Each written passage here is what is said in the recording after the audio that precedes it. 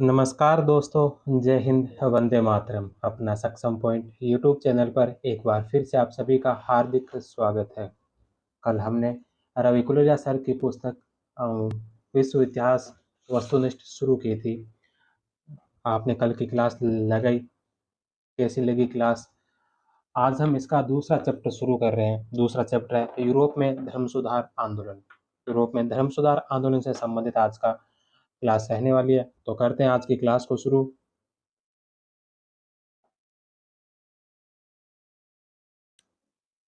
पहला प्रश्न है कि निम्नलिखित में से किस मुख्य चर्च का मुख्य पैट्रियार्क कहलाता था? कौन से मुख्य चर्च का मुख्य जो पैट्रियार्क कहलाता था? Greek Orthodox church. D number option. Byzantine साम्राज्य या पूर्वी रोमन साम्राज्य में रोमन कैथोलिक चर्च की बजाय ग्रीक ऑर्थोडॉक्स चर्च की मान्यता थी। ग्रीक ग्रीक ऑर्थोडॉक्स चर्च के मुखिया पैट्रियार्क को पोप के समान दर्जा प्राप्त था। ग्रीक ऑर्थोडॉक्स चर्च उसी प्रकार अपने को कैथोलिक चर्च से अधिक श्रेष्ठ और मौलिक मानता था जैसे बौद्ध धर्म की हीनयान शाखा के लोग महायानियों से अपने को अधिक सही और बेहतर मानते थे। पैट्रियार्क और सम्राट दोनों की राजधानी कुस्तुनतुनिया थी, जो मध्य युग में निश्चित ही यूरोप का सबसे भव्य, गरिमामय और बड़ा नगर था। बाद में 1453 में तुर्कों के हाथों कुस्तुनतुनिया के पतन के बाद ग्रीक चर्च का केंद्र रूस हो गया। नेक्स्ट क्वेश्चन है कि निम्नलिखित में से कौन सा परिषदीय आंदोलन काउंसलर मूवमेंट का एक उद्देश्य नहीं था? कौन सा जो परिषदीय आंदोलन का एक उद्देश्य नहीं था? तो चर्च के संगठन में सुधार करना था, पोप की शक्ति को कम करना था, चर्च की एकता बहाल करना। ये तीनों परिषदीय आंदोलन के उद्देश्य थे। प्रोटेस्ट धर्म को मान्यता देना नहीं। द नंबर ऑप्शन इसका राइट आंसर होगा। नेक्स्ट क्वेश्चन है कि ऑक्सबर्ग शांति समझौते के अनुसार निम्नलिखित में से कौन सा कथन सही नहीं है? ऑक्सबर्ग शांति समझौते से संबंधित पहला कथन है कि प्रजा राजा के धर्म के अलावा भी धर्म अपना सकती है। इस समझौते में तय किया गया कि प्रजा राजा के धर्म के अलावा भी अपना धर्म अपना सकती है। 1552 के बाद अधिकृत भूमि को सामंत कैथोलिक चर्च को वापस देंगे। कैथोलिक और लूथरवाद प्रोटेस्टेंट के अलावा अन्य किसी धर्म को मान्यता नहीं दी जाएगी। यदि कोई कैथोलिक सामंत प्रोटेस्ट बनता है तो उसे अपना चर्च त्यागना होगा, अर्थात उस चर्च का स्वरूप कैथोलिक ही बना रहेगा। तो इसमें जो पहला जो ऑप्शन है ये गलत है। प्रजा राजा के धर्म के अलावा सभी धर्म अपना सकती है, यह गलत है क्योंकि जो धर्म राजा का जो होगा वही धर्म प्रजा का होगा। और यहाँ कैथोलिक और प्रोटेस्ट के अलावा किसी अन्य धर्म को मान्यता नहीं दी गई थी। जो धर्म राजा का होगा वही धर्म है जो प्रजा का होगा। तो इसमें जो पहले में लिख रखा कि अलावा अपना धर्म अपना सकते हैं, तो एक नंबर ऑप्शन इसका गलत होगा। ऑक्सबर्ग शांति समझौता। ऑक्सबर्ग संसद का प्रस्ताव 25 सितंबर 1555 को स्वीकार कर लिया गया। जर्मन सामंतों और कैथोलिक व लूथरवाद में से चुनाव का मौका मिल गया। जो धर्म राजा का होगा वही धर्म प्रजा का होगा। नेक्स्ट क्वेश्चन है कि निम्नलिखित में से किस सुधारक ने 1525 में कैथोलिक मत से नाता तोड़कर सुधारवादी चर्च रिफॉर्मेड चर्च की स्थापना की थी? 1525 में कैथोलिक मत से नाता तोड़कर सुधारवादी चर्च रिफॉर्मेड चर्च की स्थापना किसने की थी? ज्विंगली ने। ए नंबर ऑप्शन। उलरिच ज्विंगली 1484 से 1531। स्विट्जरलैंड के ज्विंगली ने लूथर से भी अधिक बल के साथ बाइबिल की सर्वोच्च सत्ता पर जोर दिया। यूखरिस्ट या यूखारिस्ट संस्कार को लेकर उसका मत लूथर से भिन्न था। लूथर का मानना था कि यूखरिस्ट में ईसा मसीह सशरीर उपस्थित रहते हैं, जबकि ज्विंगली का मानना था कि उसमें केवल ईसा मसीह की आत्मा उपस्थित रहती है और यह ईसाइयों पर किसी प्रकार की कोई कृपा नहीं करती। अतः इसे मात्र ईसा के एक संस्मरणात्मक अनुष्ठान के रूप में ही मानना चाहिए। मारबर्ग कोलोक्यो 1529 में मारबर्ग में लूथर और ज्विंगली के बीच धार्मिक विषयों पर वाद विवाद हुआ। इसे मारबर्ग कोलोक्यो कहते हैं। नेक्स्ट क्वेश्चन है कि प्रोटेस्टेंट मत के प्रसार के लिए किसने institute of the Christian religion ईसाई धर्म के आधारभूत सिद्धांत नामक पुस्तक लिखी थी? कॉल्विन ने। 6 नंबर ऑप्शन। कॉल्विन ने फ्रेंच भाषा में यह पुस्तक लिखी और फ्रेंच में बाइबल का एक अनुवाद भी किया। वह फ्रांस में जन्मा था, लेकिन प्रोटेस्टेंट मत अपनाने के कारण उसे निष्कासित कर दिया गया और वह स्विट्जरलैंड जाकर ज्विंगली के संपर्क में आया। नेक्स्ट क्वेश्चन है कि 1598 में नातेज के आदेश 1598 में नातेज के आदेश के तहत किस देश में ह्यूगनोट्स को कैथोलिकों के समान धार्मिक मान्यता प्राप्त हुई? 1598 में नातेज के आदेश के तहत किस देश में ह्यूगनोट्स को कैथोलिक के समान धार्मिक मान्यता प्राप्त हुई थी? वो फ्रांस में। 2 नंबर ऑप्शन। स्विट्जरलैंड से कॉल्विन का मत स्कॉटलैंड पहुंचा, जहां जॉन नॉक्स ने इसका प्रचार किया और जल्द ही यह वहां का बहुसंख्यक धर्म हो गया। वहां इसे प्रेस्बिटेरियंस कहा गया। हॉलैंड में भी वे बहुसंख्यक हो गए और वहां डच सुधारवादी चर्च की स्थापना की। इंग्लैंड और अमेरिका में प्यूरिटन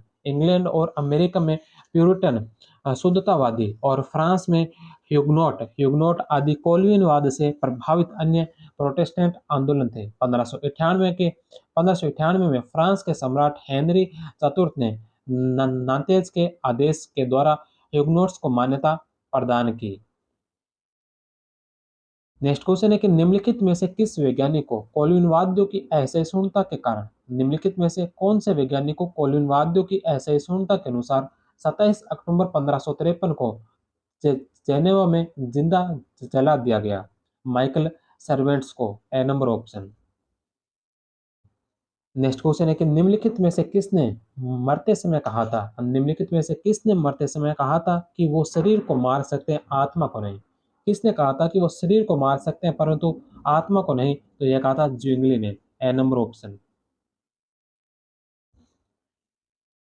नेक्स्ट क्वेश्चन है कि निम्नलिखित में से कहाँ का धर्म सुधार आंदोलन एंग्लिकनवाद कहलाया? निम्नलिखित में से कहाँ का धर्म सुधार आंदोलन है जो एंग्लिकनवाद कहलाया था? इंग्लैंड का। बे नंबर ऑप्शन।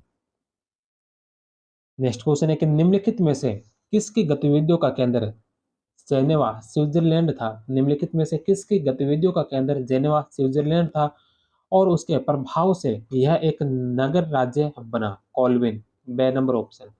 कॉल्विन के प्रभाव से जेनेवा एक नगर राज्य बना, जिसका वह सर्वोच्च नेता था। कॉल्विन को प्रोटेस्टेंट पोप भी कहा जाता है। कॉल्विन ने चर्च की व्यवस्था के लिए वृद्ध पादरी नियुक्त किए, जिन्हें प्रेस्बिटर्स कहा गया। नेक्स्ट क्वेश्चन है कि निम्नलिखित सुधारवादियों व उनके मूल देशों को सुमेलित कीजिए। निम्नलिखित सुधारवादी और ये सुधारवादी किस देश के मूल निवासी थे? सबसे पहले नंबर पर है मार्टिन लूथर का संबंध है जर्मनी से। दूसरे नंबर पर है उल्रिच ज्विंगली स्विट्जरलैंड के। तीसरे नंबर पर है जॉन कॉल्विन है जो फ्रांस के। और जॉन वाइक्लिफ इंग्लैंड में। Martin Luther Germany, Ulrich Zwingli Switzerland, John Calvin France और जॉन वाइक्लिफ है जो इंग्लैंड। डी, ए, बी और C. D number option. Next question है कि 1530 की ऑक्सबर्ग की संसद में 1530 की ऑक्सबर्ग की संसद में प्रोटेस्टेंटों का पक्ष किसने लिया था? फिलिप मिलेकथोन ने। ए नंबर ऑप्शन। नेक्स्ट क्वेश्चन है लुथरवादियों को प्रोटेस्टेंट कब कहा जाने लगा था? 19 अप्रैल 1529 को। 19 अप्रैल 1529 को क्यों कहा जाने लगा? स्पेयर की संसद 1526 से 1529 दो बार लगी। 1526 में बुलाई गई पहली स्पेयर डाइट संसद में चार्ल्स की अनुपस्थिति में धार्मिक गुटों में विभाजित जर्मन सांसदों ने सहिष्णुता का प्रस्ताव स्वीकार कर लिया और 1521 की वर्म्स की संसद का निर्णय लागू नहीं करवाया जा सका। 1529 में स्पेयर्स में बुलाई गई दूसरी डाइट में सहिष्णुता का प्रस्ताव खारिज कर दिया गया और 1521 के निर्णय को अनिवार्य घोषित कर दिया तथा यह निर्णय भी लिया गया कि अधिक कैथोलिक भूमि का अधिग्रहण नहीं किया जाएगा। इसके प्रत्युत्तर में 6 लूथरवादी सामंतों और 14 नगरों ने इसके विरोध में एक विरोध पत्र पर हस्ताक्षर किए। इस विरोध पत्र पर हस्ताक्षर करने वालों को प्रोटेस्टेंट कहा गया तथा लूथर ने आंदोलन को एक नया व स्थायी नाम प्राप्त हो गया। इसी दिन 19 अप्रैल 1529 को प्रोटेस्टेंट धर्म का उदय माना जाता है।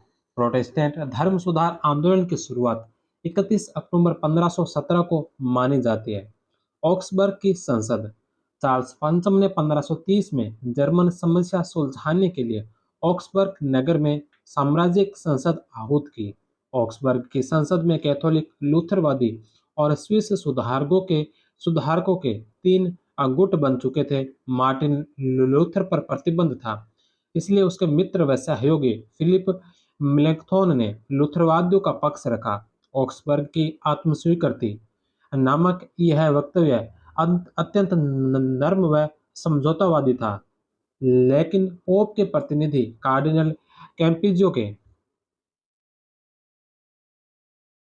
कारण समझौता नहीं हो सका। लूथरवादियों ने संसद का बहिष्कार किया। उनकी अनुपस्थिति में कैथोलिकों ने वंश की घोषणा की पुष्टिकरण करने के साथ साथ भूमि अधिग्रहण को और कठिन करने की व्यवस्था कर दी। 1545 में पोप पौल तृतीय ने ट्रेंट काउंसिल में विद्रोहियों के दमन को हरी झंडी दे दी।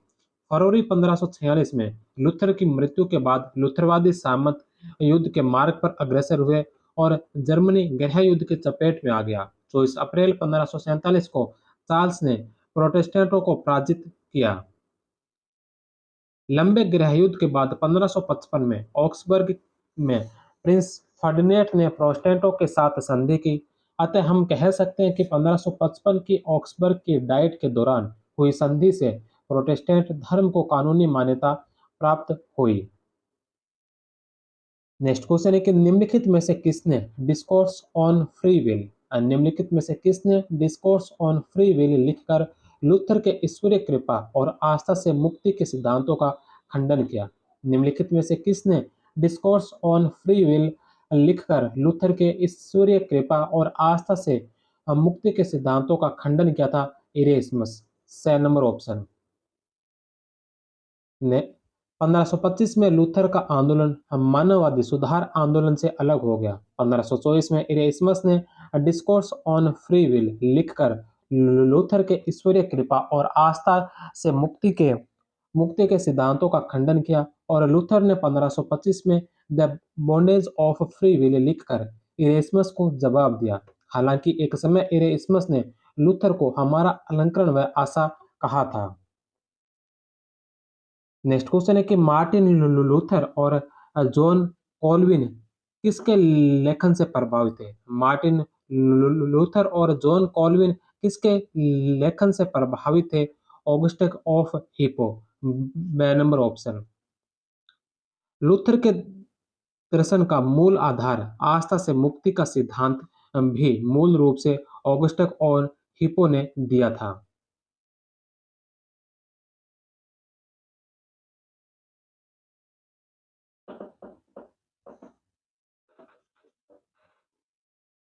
नेक्स्ट क्वेश्चन है कि दो कथन दे रखे हैं, कथन और कारण, इनमें से बताना है कि कौन सा सही है। सबसे पहला है कि लूथर ने 1524-25 में दक्षिणी जर्मनी में वे किसान आंदोलन में किसानों का समर्थन किया। लूथर ने 1524-25 में दक्षिणी जर्मनी में वे किसान आंदोलन में किसानों का समर्थन किया था। इन्होंने किसानों का समर्थन नहीं किया था, बल्कि किसानों की निंदा की थी। लूथर जानता था कि उसकी लोकप्रियता किसानों के कारण है, सामंतों के कारण नहीं। तो यह भी गलत है, क्योंकि लूथर को पता था कि उसकी लोकप्रियता किसानों के कारण नहीं बल्कि सामंतों के कारण है। तो इसमें दोनों ही कथन है जो गलत होंगे। ए और आर दोनों गलत है। द नंबर ऑप्शन इसका राइट होगा। दक्षिणी जर्मनी में ब्लैक फॉरेस्ट नामक स्थान से 1524 में शुरू हुए किसान आंदोलन में किसानों को सशस्त्र विद्रोह की ओर ले जाने का काम उग्र सुधारकों ने किया। उन्होंने किसानों को समझाया कि शोषण के विरुद्ध विद्रोह ही उनकी मुक्ति का एकमात्र मार्ग है। इन शिक्षा देने वालों को एक थॉमस मुल्चर भी था, जो कभी लूथर का प्रशंसक था पर बाद में विरोधी बन गया। विद्रोहियों ने धार्मिक मठों पर आक्रमण किया। हिंसा की बदले में सामंतों ने हजारों किसानों की हत्या कर दी। लूथर ने रक्त रंजित क्रांति के पक्ष में नहीं थे। मई 1525 में लूथर ने एडमोनिशन टू पीस शांति की चेतावनी नामक पुस्तिका लिखी और दोनों पक्षों की भर्त्सना की। फिर खूनी व डकैत किसानों के गिरोह के विरुद्ध नामक एक और पुस्तिका लिखी, जिसमें सामंतों से खूनी किसानों को सजा देने का आग्रह किया। सामंतों द्वारा अब भयंकर कत्लेआम किया गया। लूथर ने दक्षिणी जर्मनी में अपनी लोकप्रियता खो दी।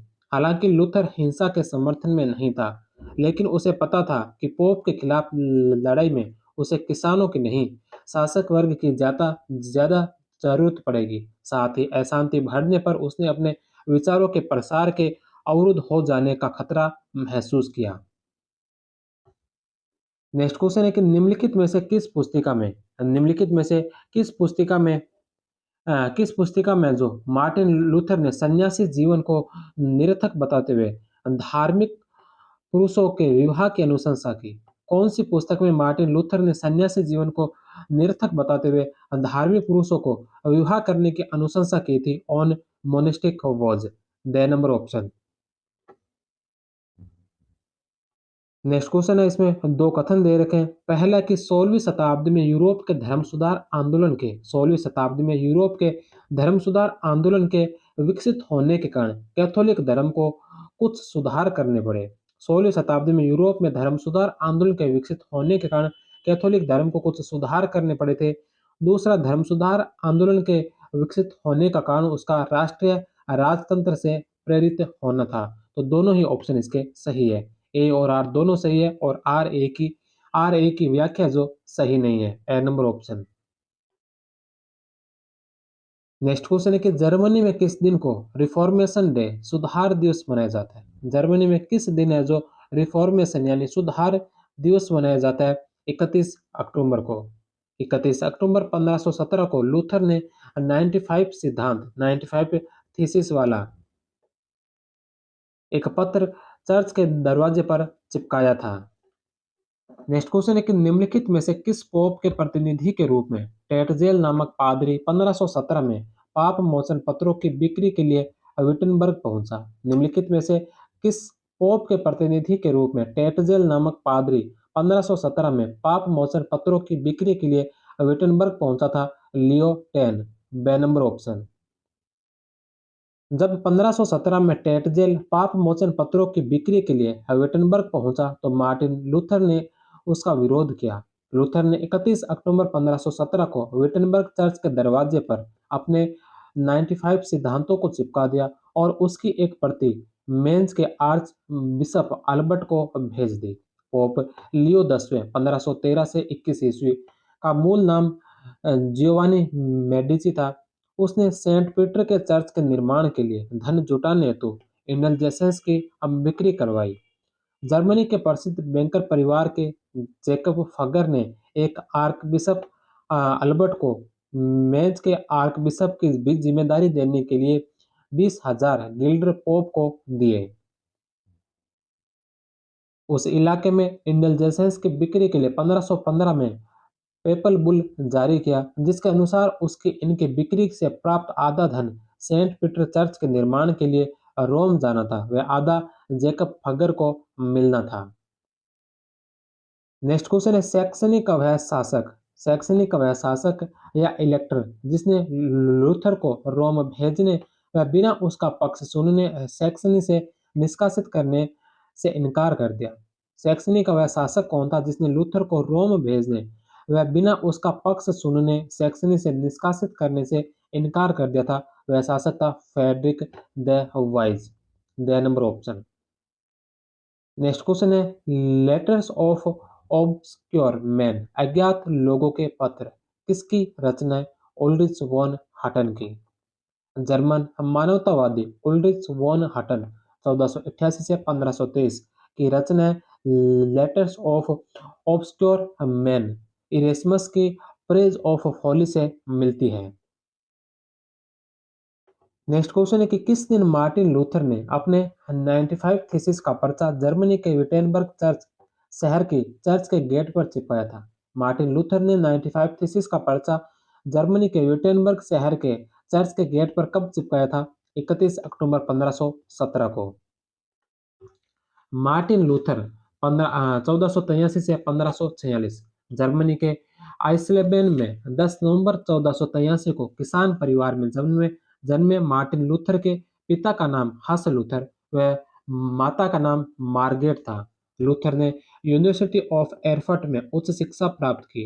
एक बार जब उनके एकदम पास बिजली गिरी तो उन्होंने डर के मारे ईश्वर से बचा लेने की गुहार लगाई और सन्यासी बन जाने की बात कही। 1505 में उन्होंने एरफर्ट की सेंट ऑगस्टिन मॉनेस्ट्री में प्रवेश किया। 1512 में लूथर को धर्मशास्त्र में डॉक्टरेट की डिग्री प्राप्त हुई, डॉक्टरेट ऑफ थियोलॉजी, और वे विटेनबर्ग विश्वविद्यालय में धर्मशास्त्र के प्रोफेसर नियुक्त हुए। 1511 में रोम यात्रा के दौरान जब वह रोम के निकट पहुंचा तो कहा कि पवित्र रोम शहीदों के खून ने तुम्हें पवित्र बनाया, मेरा सत सत नमन स्वीकार करो। लेकिन वह वहाँ भ्रष्टाचार व आडंबर को देखकर उसका मन आहत हुआ और उसने कहा कि ईसाई जितना रोम के समीप जाता है भगवान उतना भगवान उससे दूर हो जाता है। नेक्स्ट क्वेश्चन है कि लूथर ने ईसाइल के 7 संस्कारों में से कितने स्वीकार किए? लूथर ने ईसाइयत के 7 संस्कारों में से कितने संस्कार स्वीकार किए थे? 3 संस्कार, जिसमें बपतिस्म, दूसरा प्रायश्चित और तीसरा है जो पवित्र भोज या यूखरिस्ट। नेक्स्ट क्वेश्चन है कि 1519 में मार्टिन लूथर के एक समर्थक एंड्रू बॉन्डस्टीन कार्ल स्टार्ट व जो जॉन एक के बीच एक दार्शनिक विवाद हुआ। यह विवाद किस नाम से जाना जाता है? 1519 में मार्टिन लूथर के एक समर्थक है एंड्रू बॉन्डस्टीन कॉलस्टार्ट व जोक एक के बीच एक दार्शनिक विवाद हुआ। यह विवाद किस नाम से जाना जाता है? लिप्जिंग विवाद। स नंबर ऑप्शन। जॉन एक ने लूथर के सिद्धांतों के खिलाफ एक पुस्तिका जारी की। जवाब में कार्ल स्टार्ट ने लूथर के समर्थन में 480 सिद्धांतों की एक पुस्तिका जारी की। बाद में स्वयं लूथर भी इस विवाद में शामिल हो गया। जॉन एक ने कार्ल स्टार्ट व लूथर को यह स्वीकार करने पर मजबूर कर दिया कि उनके तर्कों का अर्थ सही निकलता है कि न केवल पोप की सभा बल्कि जर्मन चर्च की सभा भी गलती कर सकती है। इसका अर्थ धर्मशास्त्रों की अंतिम सत्यता पर मोहर लगना था और इसका परिणाम था धर्मद्रोह की सजा। यह दार्शनिक रूप से वही स्थिति थी जिस पर 100 वर्ष पूर्व बोहेमिया का जॉन हस पहुंच चुका था। हालांकि पहले लूथर जॉन हस के विचारकों के समर्थक नहीं थे, पर अब सोचने पर मजबूर हो गए कि जॉन हस के विचारों में सत्यता थी। लिप्जिंग लिप्जिंग जो जर्मनी में लिप्जिंग विवाद के कारण लूथर के विरुद्ध धर्मद्रोह की कार्रवाई प्रारंभ हो गई। 15 जून 1520 को लूथर को धर्मद्रोही घोषित कर दिया गया। जवाब में लूथर ने 3 क्रांतिकारी पुस्तिकाएं लिखी, जिसमें पहली है an address to the Christian nobility of the German nation, German सामंतों से एक अपील। दूसरी है on the Babylonian captivity of the church, church की बेबीलोनियाई कैद।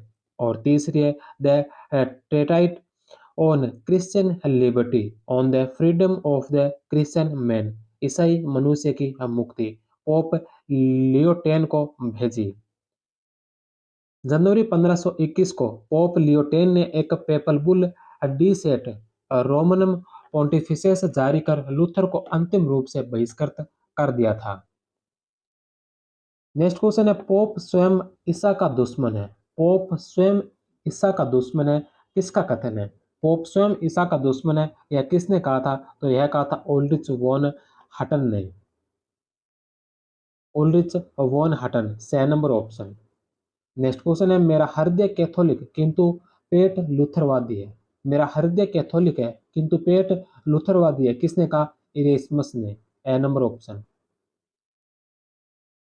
नेक्स्ट क्वेश्चन है कि 16वीं शताब्दी में धर्म सुधार आंदोलन की शुरुआत किस देश से हुई? 16वीं शताब्दी में धर्म सुधार आंदोलन की शुरुआत कौन से देश से हुई थी? जर्मनी से। बे नंबर ऑप्शन। नेक्स्ट क्वेश्चन है कि निम्नलिखित में से किसने 1517 में अपने लेख जूलियस का निष्कासन में पोप का मजाक उड़ाते हुए लिखा कि सेंट पीटर ने पोप जूलियस को स्वर्ग के दरवाजे पर रोक लिया और कहा कि तुम अपने भ्रष्ट आचरण के कारण स्वर्ग में प्रवेश के लायक नहीं हो। जूलियस का निष्कासन नाम से 1517 में लिखे लेख में पोप का मजाक उड़ाते हुए किसने लिखा था कि सेंट पीटर ने पोप जूलियस को स्वर्ग के दरवाजे पर रोक लिया और कहा कि तुम अपने भ्रष्ट आचरण के कारण स्वर्ग में प्रवेश करने लायक नहीं हो। तो यह लिखा था इरेस्मस ने। ए नंबर ऑप्शन। नेक्स्ट क्वेश्चन है इंक्विजिशन क्या था। इंक्विजिशन क्या था? तो यह था धार्मिक न्यायालय। पोप पॉल तृतीय ने 1542 में इसकी शुरुआत की। धर्म विरुद्ध आचरण और इस निंदा के आरोपियों को दंडित करने के लिए इसकी स्थापना की। हालांकि इसका उद्देश्य प्रोटेस्टेंटवादियों की प्रगति रोकने व कैथोलिक धर्म का विरोध करने वालों को बलपूर्वक दबाना था। नेक्स्ट क्वेश्चन है 1416 ईस्वी में प्राग के जेरोम 1416 ईस्वी में प्राग के जेरोम ऑफ प्राग को जिंदा जला दिया गया। यह किसका अनुयायी था? प्राग के जेरोम को जिंदा जला दिया गया। यह किसका अनुयायी था? जॉन हस का। The number option. Next question है कि निम्नलिखित में से किसने राजनीति को धर्म से अलग करने का विचार दिया? निम्नलिखित में से किसने राजनीति को धर्म से अलग करने का विचार दिया था? मैकियावेली। स नंबर ऑप्शन। नेक्स्ट क्वेश्चन है कि निम्नलिखित में से किसने अपनी पुस्तक Protestant ethics and the rise of capitalism Protestant ethics and the rise of capitalism में कहा कि प्रोटेस्टेंटवाद ने पूंजीवाद को बढ़ावा दिया? तो किसने अपनी पुस्तक Protestant ethics and the rise of capitalism में कहा कि प्रोटेस्टेंटवाद ने पूंजीवाद को बढ़ावा दिया? तो यह जो पुस्तक है, यह पुस्तक है मैक्स वेबर की। जर्मनी समाजशास्त्री मैक्स वेबर द्वारा 1902 में प्रकाशित पुस्तक है Protestant Protestant ethics on the rise of capitalism. Next question है कि 14वीं शताब्दी में पोप तंत्र की बेबीलोनियन कैद के समय रोम के बजाय पोप का निवास स्थान था। पोप का निवास स्थान कौन सा था? एविग्नोन। पोप क्लेमेंट फिफ्थ ने सबसे पहले 1305 ईस्वी में एविग्नोन में रहना शुरू किया था। नेक्स्ट क्वेश्चन है कि 1534 में सोसाइटी ऑफ जीसस जेसुइट संघ की स्थापना किसने की थी? तो इसकी स्थापना की गई थी इग्नेशियस लोयोला के द्वारा। The number option. स्पेन के इग्नेशियस लोयोला द्वारा पेरिस में स्थापित सोसाइटी ऑफ जीसस जेसुइट संघ के अनुयायी जेसुइट कहलाते थे। स्थापना के समय इनके इसके 6 सदस्य थे। यह संस्था सैनिक संगठन की तर्ज पर कार्य करती थी। इसके सदस्यों को अनुशासन में रहकर कैथोलिक धर्म की सेवा करने, सात्विक जीवन बिताने, आज्ञा मानने, पोप के प्रति पूर्ण समर्थन की शपथ लेनी पड़ती थी। इसके सदस्यों को 2 वर्ष का कठोर प्रशिक्षण दिया जाता था। संघ के प्रमुख को जनरल कहा जाता था। इसका उद्देश्य कैथोलिक मत की रक्षा व प्रचार करना था। 1534 में स्थापित जेसुइट संघ को पोप पॉल तृतीय ने 1540 में मान्यता दी थी। नेक्स्ट क्वेश्चन है कि मध्यकाल में चर्च द्वारा किसानों की आय का 10वां भाग कर के रूप में लिया जाता था, उसे कहते हैं। मध्यकाल में चर्च द्वारा किसानों की आय का 10वां भाग लिया जाता था, उसे कहते हैं टीथ। ए नंबर ऑप्शन। टीथ या टीथे चर्च द्वारा लिया जाने वाला 10%। टेली एक प्रत्यक्ष कर जो कई बार राजा कृषकों पर लगाते थे, अभिजात व पादरी वर्ग पर यह नहीं लगता था। सर्प कृषि दास को कहते थे। मैनर लॉर्ड या सामंत का घर। फीफ लॉर्ड द्वारा नाइट को दिया गया भूमि का एक भाग। एबे भिक्षु जिस मोनेस्ट्री या मठ में रहते थे उन्हें एबे कहा जाता था। पुरुष सन्यासी को मॉन्क और महिला सन्यासी को नन कहते थे। फ्रायर 13वीं सदी में भिक्षुओं के कुछ समूह थे जिन्होंने मठों में न रहने का निर्णय लिया। नेक्स्ट क्वेश्चन है कि 1545 से 63 की ट्रेंट काउंसिल में निम्नलिखित में से कौन सा निर्णय नहीं हुआ। 1545 से 63 के मध्य हुई ट्रेंट काउंसिल में निम्नलिखित में से कौन सा निर्णय नहीं लिया गया था। तो सबसे पहला कि चर्च के मूल सिद्धांतों को परिवर्तन किया गया। तो इस काउंसिल के अंदर जो चर्च के मूल सिद्धांतों में चर्च के जो मूल अधिकार थे उनमें किसी भी प्रकार का परिवर्तन नहीं किया गया था।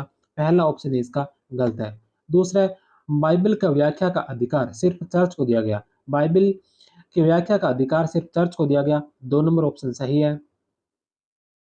तीसरा, सातों संस्कार अपरिवर्तनीय माने गए। पोप ही सर्वोच्च व सर्वमान्य अधिकारी माना गया। तो 1545 से 63 के मध्य चले ट्रेंट काउंसिल में बाइबल की व्याख्या का अधिकार चर्च को दिया गया। सातों संस्कारों को अपरिवर्तनीय माना गया और पोप ही सर्वोच्च व सर्वमान्य अधिकारी माना गया और चर्च के मूल अधिकारों में कोई परिवर्तन नहीं किया गया था। नेक्स्ट क्वेश्चन है कि धर्म सुधार का अग्रदूत किसे कहा जाता है। धर्म सुधार का अग्रदूत किसे कहा जाता है। तो धर्म सुधार का अग्रदूत कहा जाता है लूथर को। 6 नंबर ऑप्शन। नेक्स्ट क्वेश्चन है प्रतिवादी धर्म सुधार आंदोलन। प्रतिवादी धर्म सुधार आंदोलन काउंटर रिफॉर्मेशन किस में सुधार हेतु चलाया गया। प्रतिवादी धर्म सुधार आंदोलन काउंटर रिफॉर्मेशन किस में सुधार हेतु चलाया गया था। कैथोलिक ईसाई धर्म में। A number option. कैथोलिक धर्माधिकारियों ने अपने धर्म के विभिन्न दोषों के निराकरण के लिए जो प्रयास किया उसे प्रतिवादी धर्म सुधार आंदोलन कहा जाता है। प्रतिवादी धर्म सुधार आंदोलन को आगे बढ़ाने में 4 पोपों ने सर्वाधिक उत्साह दिखाया। Paul third, Paul fourth, Pius fifth और सिक्सटस फिफ्थ ने। नेक्स्ट क्वेश्चन है कि मार्टिन लूथर द्वारा बाइबल का जर्मन भाषा में किया गया अनुवाद किस नाम से प्रकाशित हुआ। मार्टिन लूथर के द्वारा बाइबल का जर्मन भाषा में किया गया अनुवाद किस नाम से प्रकाशित हुआ था। September testament. वर्म्स की संसद में मार्टिन लूथर को अपराधी घोषित कर दिया गया, लेकिन उसे सैक्सनी के फ्रेडरिक द वाइज ने वॉटनबर्ग किले में सुरक्षित पहुंचा दिया। वहीं लूथर ने बाइबल का जर्मन में अनुवाद किया जो सेप्टेम्बर टेस्टामेंट के नाम से 1522 में प्रकाशित हुआ। नेक्स्ट क्वेश्चन है कि निम्नलिखित में से किस स्थान पर 13वीं शताब्दी में अल बिजेसेंस और बोल्डेसेंस नामक दो संप्रदायों ने चर्च के खिलाफ विद्रोह किया। 13वीं शताब्दी में अल बिजेसेंस और वोल्डेसेंस नाम नामक दो संप्रदायों ने चर्च के खिलाफ विद्रोह किया था फ्रांस के अंदर। 6 नंबर ऑप्शन। यद्यपि सच्चे अर्थ में धर्म सुधार 16वीं शताब्दी में जाकर शुरू हुआ, किंतु यह दिशा में किंतु इस दिशा में परिवर्तनों का आरंभ 13वीं शताब्दी में ही हो गया था। 13वीं शताब्दी में अल बिजेसेंस और वोल्डेसेंस नामक दो संप्रदायों ने फ्रांस में चर्च के खिलाफ विद्रोह किया। लैटिन चर्च में सुधार का यह प्रमुख प्रयास था, किंतु इसे निर्दयतापूर्वक दबा दिया गया। चूंकि वोल्डेसेंस लोक भाषा में बाइबल के अध्ययन के पक्के समर्थक थे, इसलिए यूरोप के कई देशों में उनका काफी प्रभाव पड़ा।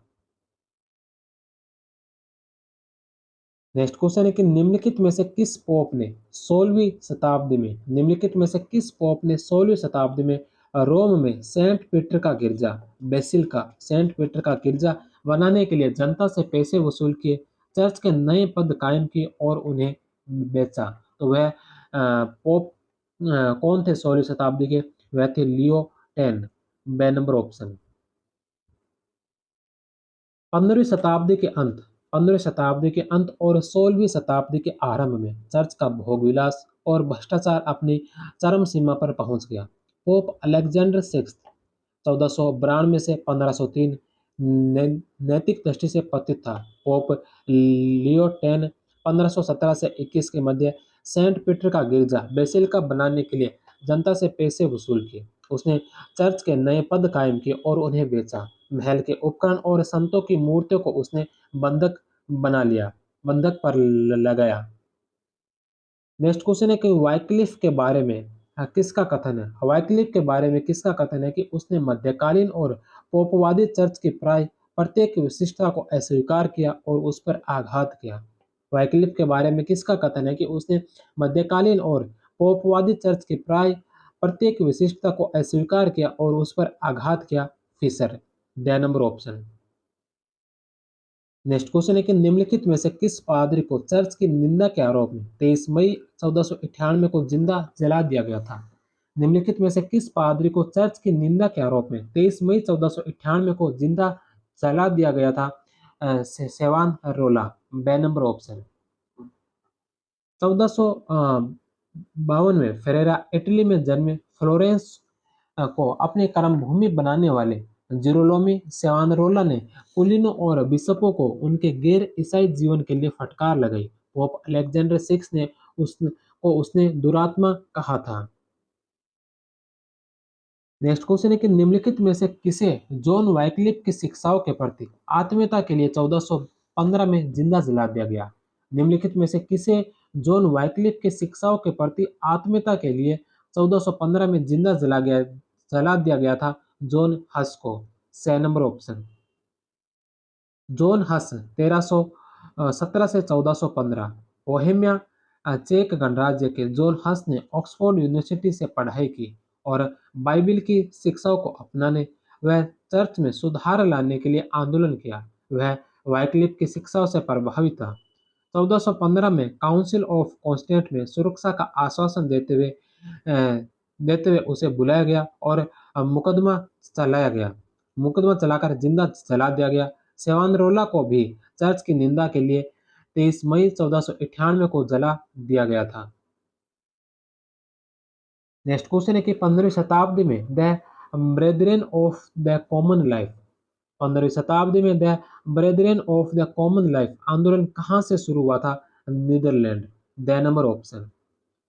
15वीं शताब्दी में नीदरलैंड्स में जेरार्ड ग्रूट द्वारा डेवोटा मॉडर्ना मॉडर्न डेवोशन आधुनिक उपासना आंदोलन शुरू हुआ।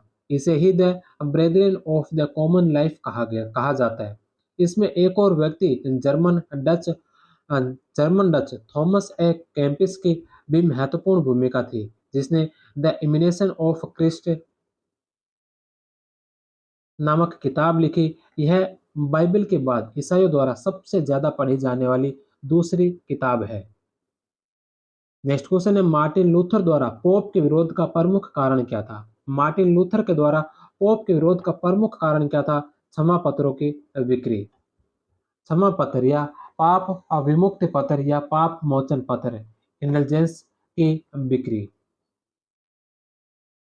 नेक्स्ट क्वेश्चन है कि निम्नलिखित में से किसने धर्म सुधार आंदोलन को प्रोटेस्टेंट क्रांति कहा? निम्नलिखित में से किसने धर्म सुधार आंदोलन को प्रोटेस्टेंट क्रांति कहा था? एडवर्ड मैकनॉल बंस ने।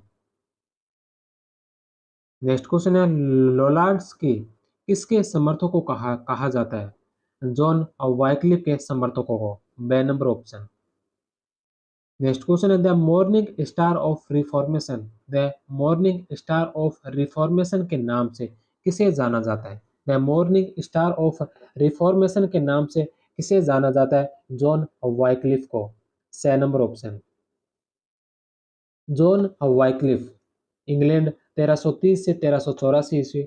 वाइक्लिफ ने पोप की स्वेच्छाचारिता का विरोध किया। ईसा के अंतिम भोज की स्मृति में किए जाने वाले अनुष्ठान यूखरिस्ट को वाइक्लिफ ने नहीं माना, जिसमें द्रव्य रोटी और मदिरा का पादरी द्वारा ईसा के रक्त और शरीर में परिवर्तन किया जाता था। वाइक्लिफ ने लैटिन बाइबल का अंग्रेजी में अनुवाद किया, जबकि विलियम टिंडेल ने मूल बाइबल का अंग्रेजी में अनुवाद किया था।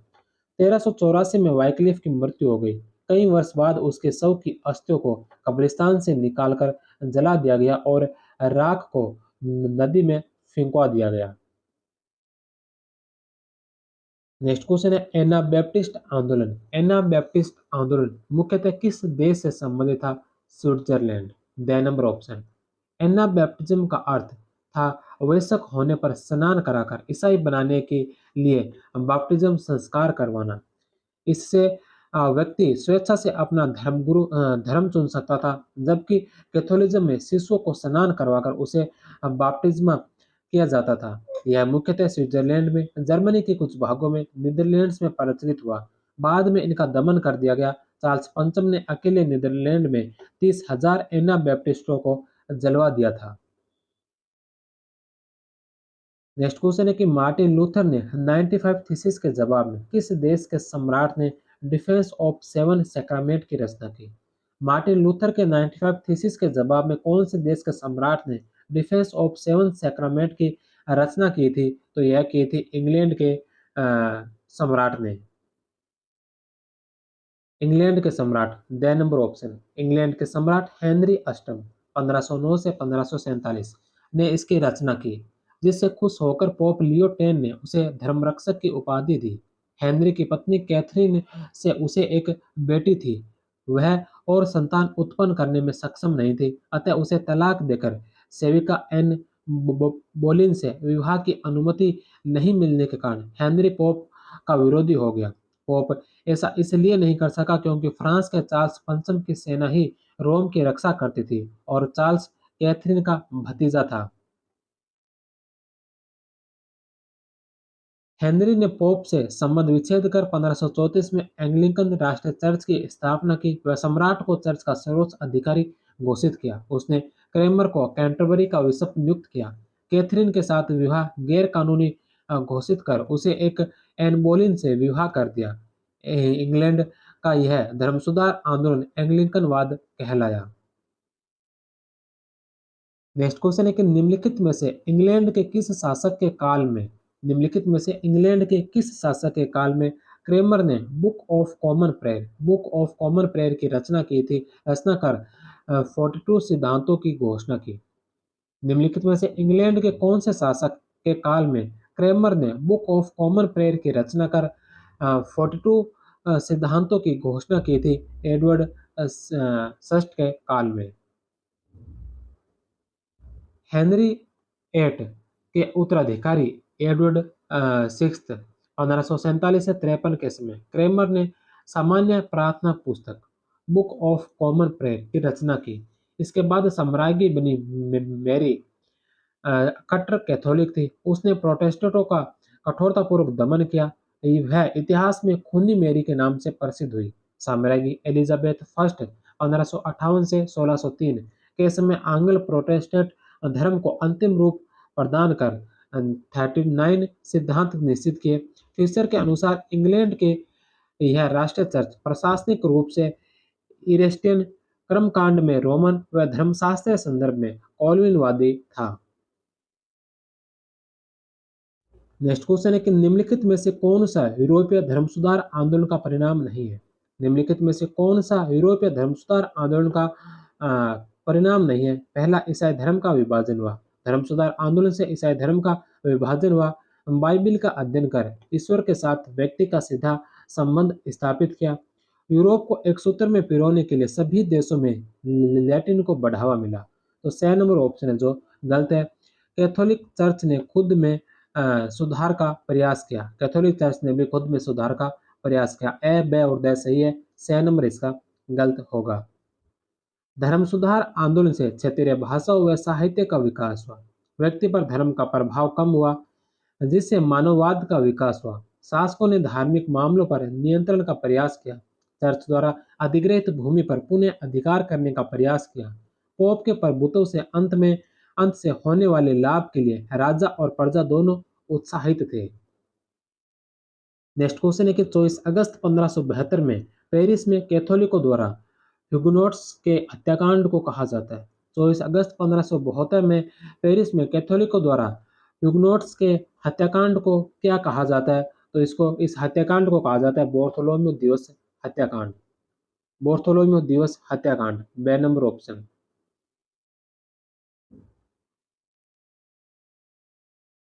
नेक्स्ट क्वेश्चन है कि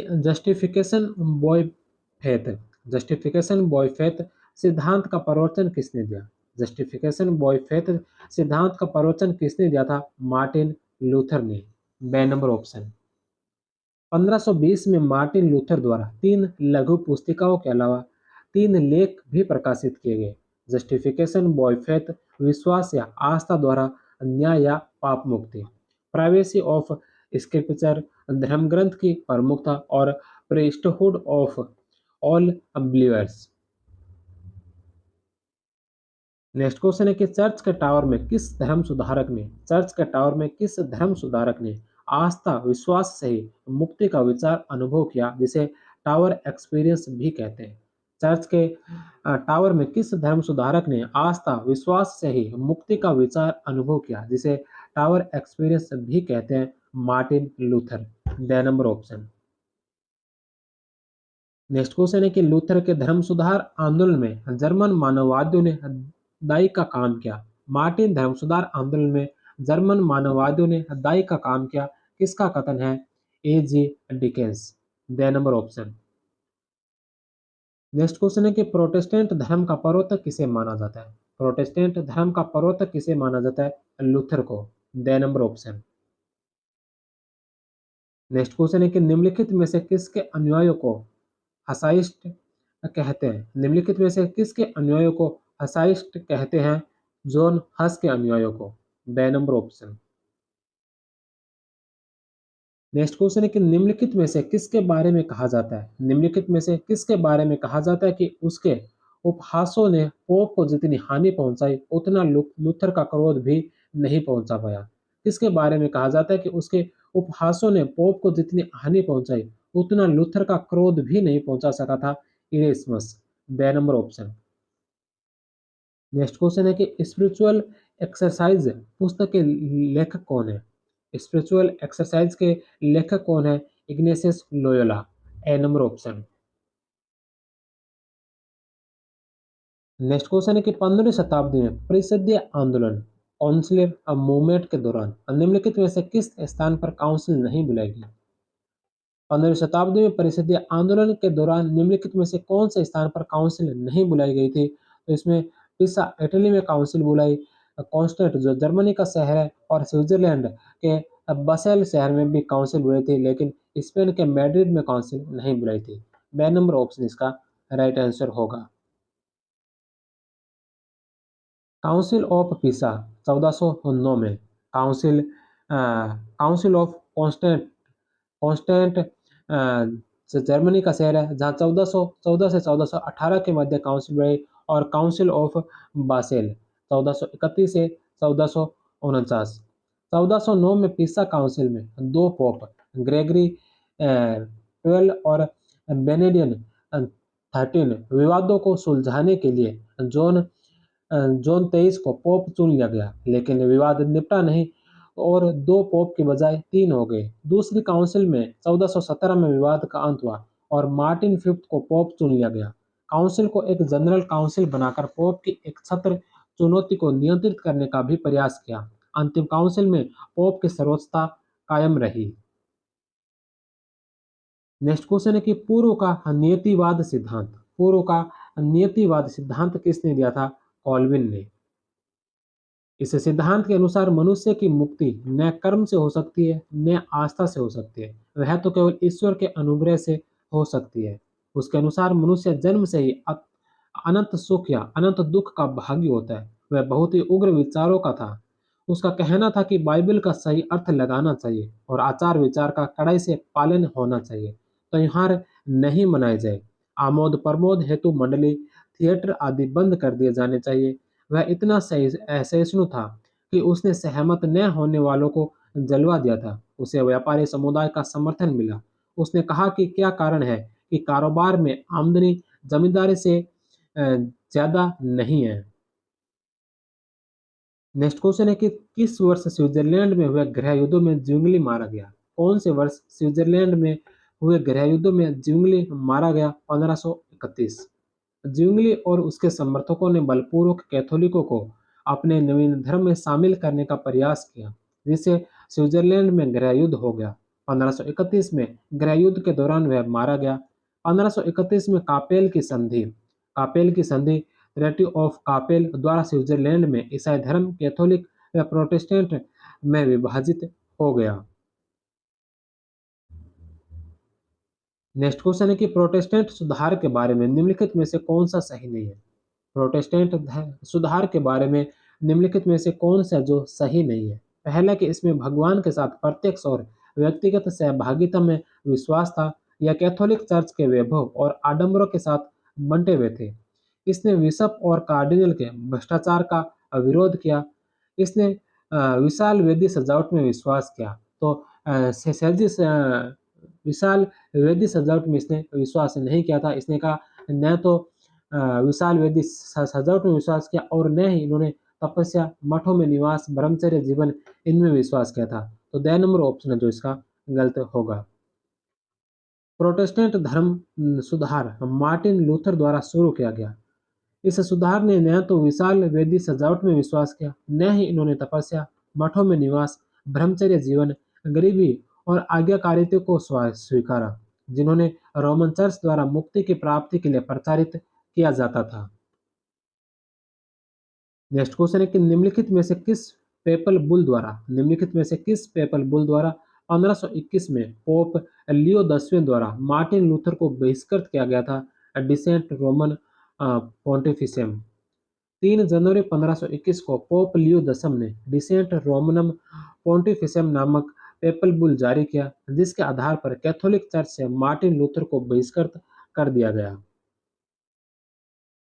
नेक्स्ट क्वेश्चन है कि निम्नलिखित में से किस पोप के नेतृत्व में ग्लोबल कैथोलिक क्लाइमेट मूवमेंट की स्थापना की गई? निम्नलिखित में से किस पोप के नेतृत्व में ग्लोबल कैथोलिक क्लाइमेट मूवमेंट की स्थापना की गई थी? Pope Francis. A number option. Global Catholic climate movement जलवायु संकट से निपटने के लिए दुनिया भर के कैथोलिकों को जागरूक करने का कार्य है। संत पोप फ्रांसिस के अपने विश्वकोश लेदातो सी में प्रदत्त स्पष्ट दृष्टि से प्रेरित होकर GCCM 3 क्षेत्रों में कार्य करता है: पर्यावरण, आध्यात्मिकता विकसित करना, स्थिरता में सुधार करना और स्वच्छ ऊर्जा अर्थव्यवस्था में तेजी से बदलाव की पहल करना। तो ये थे आज के चैप्टर यूरोप में धर्म सुधार आंदोलन से संबंधित 68 क्वेश्चन। अब हम यूरोप में धर्म सुधार आंदोलन की कुछ महत्वपूर्ण घटनाएं और उनका कालक्रम देख लेते हैं। जो हर एक चैप्टर के पश्चात एक सारणी जो आपको देखने को मिलती है। इस बुक में प्रत्येक चैप्टर के पीछे एक ऐसी सारणी दी हुई है जिसमें जो इस चैप्टर से संबंधित महत्वपूर्ण घटनाओं का उल्लेखित है। तो सबसे पहले नंबर पर है 10 नवंबर 1483। 10 नवंबर 1483 को आइसलेबन, सैक्सनी, जर्मनी में मार्टिन लूथर का जन्म होता है। 1508 में लूथर विटेनबर्ग विश्वविद्यालय में धर्मशास्त्र के प्रोफेसर बने। 1511 में लूथर ने रोम की यात्रा की। 1517 ईस्वी में पाप विमोचन पत्र जारी किए।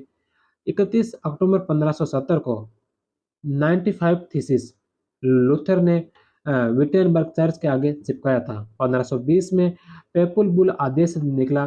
पोप लियो 10 द्वारा मार्टिन लूथर को धर्म निष्कासित किया गया।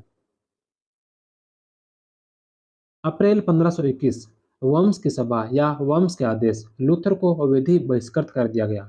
सितंबर 1522 में सेप्टेम्बर टेस्टामेंट बाइबिल का जर्मन में अनुवाद किया। 1523 में 67 थीसिस जारी हुए। 1525 में कृषक युद्ध हुआ। 1525 में सुधारवादी चर्च की स्थापना हुई। 1526 में प्रथम स्पेयर सभा हुई। 1529 में द्वितीय स्पेयर सभा हुई। अप्रैल 1529 में प्रोटेस्टेंटवाद का उदय हुआ। 1529 में ही मार्बर्ग विवाद लूथर व ज्विंगली के बीच पवित्र भोजन को लेकर मार्बर्ग विवाद हुआ था। 1530 में ऑक्सबर्ग की सभा हुई। 1531 में ज्विंगली की मृत्यु हुई। 1531 में ही कॉपेल की संधि हुई। 1532 में चार्ल्स पंचम व लूथरवादियों के मध्य विराम संधि हुई। 1534 में एंग्लिकन राष्ट्रीय चर्च की स्थापना हुई। 1534 ईस्वी में इग्नेशियस लोयोला द्वारा सोसाइटी ऑफ जीसस या जेसुइट संघ की स्थापना की गई। 1540 में सोसाइटी ऑफ जीसस को पोप द्वारा मान्यता दी गई। 1542 में एग्जीक्यूशन रोम में धार्मिक न्यायालय की स्थापना पोप पॉल थर्ड के द्वारा की गई। 1545 से 63 के मध्य ट्रेंट काउंसिल चली। 1546 में लूथर की मृत्यु हुई। 1546 से 1555 तक जर्मनी में गृह युद्ध चला। 1555 में ही ऑक्सबर्ग की संधि प्रिंस फर्डिनेंड और प्रोटेस्टेंटों के मध्य हुई। लूथरवाद को वैधानिक मान्यता दी गई। 1558 से 1603 एलिजाबेथ का काल माना जाता है। 1598 में अनाथ के आदेश जारी हुए हेनरी चतुर्थ के द्वारा। 1618 से 1648 तक 30 वर्षीय युद्ध चला। प्रोटेस्टेंटों व कैथोलिक के मध्य खूनी संघर्ष चला था और 1648 में वेस्टफालिया की संधि हुई। 30 वर्षीय युद्ध का अंत हुआ। तो यह था यूरोप में धर्म सुधार आंदोलन। यूरोप में धर्म सुधार आंदोलन से महत्वपूर्ण प्रश्नोत्तर किए। इसके साथ ही हमने इसकी प्रमुख प्रमुख घटनाओं का जिक्र किया। इसके पश्चात कल की क्लास में हम पढ़ेंगे अमेरिका का स्वतंत्रता संघर्ष। अमेरिका का स्वतंत्रता संघर्ष हम कल की क्लास में पढ़ने वाले हैं, तो कल की क्लास भी आप सभी अवश्य देखना। मिलते हैं कल की क्लास में, तब तक आप सभी का बहुत बहुत धन्यवाद। जय हिंद, वंदे मातरम।